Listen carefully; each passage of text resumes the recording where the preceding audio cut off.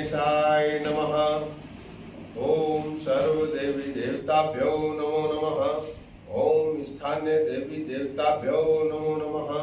ओम इष्ट देवी महाकालिकाभ्याम नमः। श्री परमहंस गीता, पहला अध्याय, जड़ भरत और राजा रहुगण की भेंट। श्री सुखदेव जी कहते हैं, राजन, एक बार सिंधु सौवीर देश का स्वामी राजा रहुगण पालकी पर चढ़कर जा रहा था।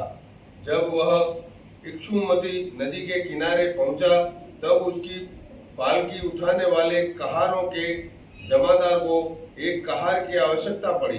कहार की खोज करते समय देववश उसे ये ब्राह्मण देवता मिल गए। उन्हें देखकर उसने सोचा, यह मनुष्य हष्टपुष्ट, जवान और गठीले अंगों वाला है, इसीलिए यह तो बैल या गधे के समान अच्छी तरह बोझा ढो सकता है। यह सोचकर उसने बेगार में पकड़े हुए अन्य कहारों के साथ इन्हें भी बलात् पकड़कर पालकी में जोड़ दिया। महात्मा भरत जी यद्यपि किसी प्रकार इस कार्य के योग्य नहीं थे, तो भी वे बिना कुछ बोले चुपचाप पालकी को उठा ले चले। हे द्विजवर, कोई जीव पैरों तले दब न जाए, इस डर से आगे की एक बाण पृथ्वी देखकर चलते थे। इसीलिए दूसरे कहारों के साथ उनकी चाल का मेल नहीं खाता था। अतः जब पालकी टेढ़ी सीधी होने लगी, तब यह देखकर राजा रहुगण ने पालकी उठाने वालों से कहा, अरे कहारों, अच्छी तरह चलो, पालकी को इस प्रकार ऊंची नीची करके क्यों चलते हो? तब अपने स्वामी का यह आक्षेप युक्त वचन सुनकर कहारों को डर लगा कि कहीं राजा उन्हें दंड न दे, इसीलिए उन्होंने राजा से इस प्रकार निवेदन किया, महाराज, यह हमारा प्रमाद नहीं है। हम आपकी नियम मर्यादा के अनुसार ठीक ठीक ही पालकी ले चल रहे हैं। यह एक नया कहार अभी अभी पालकी में लगाया गया है, तो भी यह जल्दी जल्दी नहीं चलता। हम लोग इसके साथ पालकी नहीं ले जा सकते हैं। कहारों के ये वचन सुनकर राजा रहुगण ने सोचा, संसर्ग से उत्पन्न होने वाला दोष एक व्यक्ति में होने पर भी उससे संबंध रखने वाले सभी पुरुषों में आ जाता है। इसीलिए यदि इसका प्रतिकार न किया गया तो धीरे धीरे ये सभी कहार अपनी चाल बिगाड़ लेंगे। ऐसा सोचकर राजा रहुगण को कुछ क्रोध हो गया। यद्यपि उसने महापुरुषों का सेवन किया था, तथापि क्षत्रिय स्वभाववश बलात् उसकी बुद्धि रजोगुण से व्याप्त हो गई और वह उन द्विज श्रेष्ठ से, जिनका ब्रह्म तेज भस्म से ढके हुए अग्नि के समान प्रकट नहीं था, इस प्रकार व्यंग भरे वचन कहने लगा,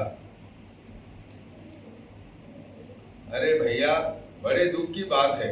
अवश्य ही तुम बहुत थक गए हो। ज्ञात होता है तुम्हारे इन साथियों ने तुम्हें तनिक भी सहारा नहीं लगाया। इतनी दूर से तुम अकेले ही बड़े देर से पालकी ढोते चले आ रहे हो। तुम्हारा शरीर भी तो विशेष मोटा ताजा और हट्टा कट्टा नहीं है, और मित्र बुढ़ापे ने अलग तुम्हें दबा रखा है। इस प्रकार बहुत ताना मारने पर भी वे पहले की भांति चुपचाप पालकी उठाते चलते रहे। उन्होंने इसका कुछ भी बुरा न माना, क्योंकि उनकी दृष्टि में तो पंचभूत, इंद्रियों और अंतःकरण का संघात, यह अपना अंतिम शरीर अविद्या ही कार्य था। वह विविध अंगों से युक्त दिखाई देने पर भी वस्तुतः था ही नहीं।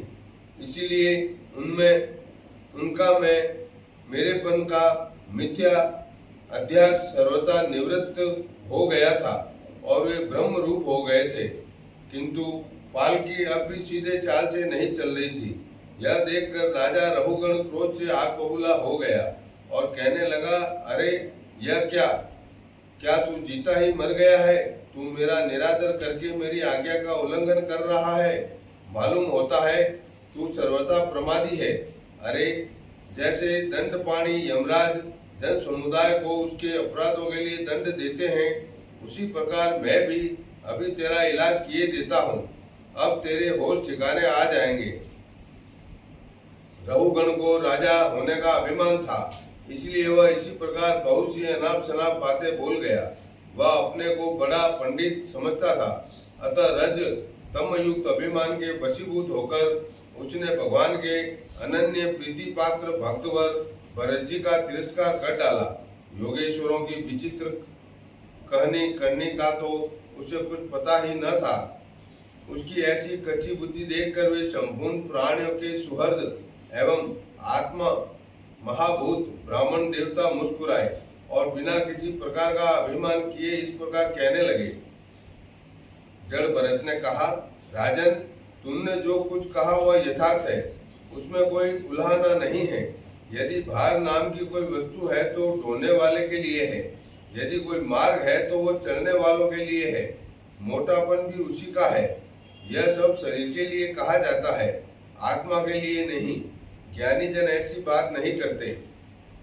स्थूलता, कृष्णता आदि व्याधि, भूख, प्यास, भय, कलह, इच्छा, बुढ़ापा, निद्रा, प्रेम, क्रोध, अभिमान और शोक, ये सब धर्म देह अभिमान को लेकर उत्पन्न होने वाले जीव में रहते हैं। मुझ में इनका लेश भी नहीं है।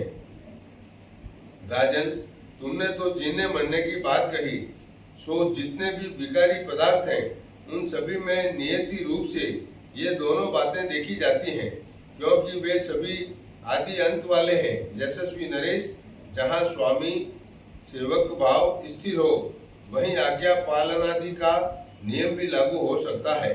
तुम राजा हो और मैं प्रजा हूँ। इस प्रकार की भेद बुद्धि के लिए मुझे व्यवहार के सिवा और कहीं तनिक भी अवकाश नहीं दिखाई देता। परमार्थ दृष्टि से देखा जाए तो किसे स्वामी कहें और किसे सेवक। फिर भी राजन, तुम्हें यदि स्वामित्व का अभिमान है तो कहो, मैं तुम्हारी क्या सेवा करूं। वीरवर, मैं मत, उन्मत्त और जड़ के समान अपनी ही स्थिति में रहता हूँ। मेरा इलाज करके तुम्हें क्या हाथ लगेगा। यदि मैं वास्तव में जड़ और प्रमादी ही हूँ तो भी मुझे शिक्षा देना पीसे हुए को पीसने के समान व्यर्थ ही होगा। श्री सुखदेव जी कहते हैं, परीक्षित, मुनिवर जड़ भरत यथार्थ तत्व का उपदेश करते हुए इतना उत्तर देकर मौन हो गए। उनका देहात्म बुद्धि का हेतुभूत अज्ञान निवृत्त हो चुका था, इसीलिए वे परम शांत हो गए थे। अतः इतना कहकर भोग द्वारा प्रारब्ध क्षय करने के लिए वे फिर पहले के ही समान उस पालकी को कंधे पर लेकर चलने लगे। परीक्षित, सिंधु, सौवीर नरेश, रहुगण भी अपनी उत्तम श्रद्धा के कारण तत्व जिज्ञासा का पूरा अधिकारी था। जब उसने उन द्विश्रेष्ठ के अनेकों योग ग्रंथों से समर्थित और हृदय की ग्रंथि का छेदन करने वाले ये वाक्य सुने, तब वह तत्काल पालकी से उतर पड़ा। उसका राजमद सर्वथा दूर हो गया और वह उनके चरणों में सिर रखकर अपना अपराध क्षमा कराते हुए इस प्रकार कहने लगा, देव, आपने द्विजों का चिन्ह यज्ञोपवीत धारण कर रखा है, बतलाइए, इस प्रकार प्रच्छन्न भाव से विचरने वाले आप कौन हैं? क्या आप दत्तात्रेय आदि अवधूतों में से कोई हैं? आप किसके पुत्र हैं? आपका कहाँ जन्म हुआ है और यहाँ कैसे आपका पदार्पण हुआ है? यदि आप हमारा कल्याण करने पधारे हैं तो क्या आप साक्षात सत्व मूर्ति भगवान कपिल जी ही तो नहीं है? मुझे इंद्र के वज्र का कोई डर नहीं है, न मैं महादेव जी के त्रिशूल से डरता हूँ और न यमराज के दंड से। मुझे अग्नि, सूर्य, चंद्र, वायु और कुबेर के अस्त्र शस्त्रों का भी कोई भय नहीं है, परंतु मैं ब्राह्मण कुल के अपमान से बहुत ही डरता हूँ। अतः कृपया बतलाइए, इस प्रकार अपने विज्ञान और शक्ति को छिपाकर मूर्खों की भांति विचरने वाले आप कौन हैं? विषयों से तो आप सर्वथा अनासक्त जान पड़ते हैं। मुझे आपकी कोई था नहीं मिल रही है। हे साधो, आपके योग युक्त वाक्यों की बुद्धि द्वारा आलोचना करने पर भी मेरा संदेह दूर नहीं होता है। मैं आत्मज्ञानी मुनियों के परम गुरु और साक्षात श्री हरि के ज्ञान शक्ति के अवतार योगेश्वर भगवान कपिल से यह पूछने के लिए जा रहा था कि इस लोक में एकमात्र शरण लेने योग्य कौन है?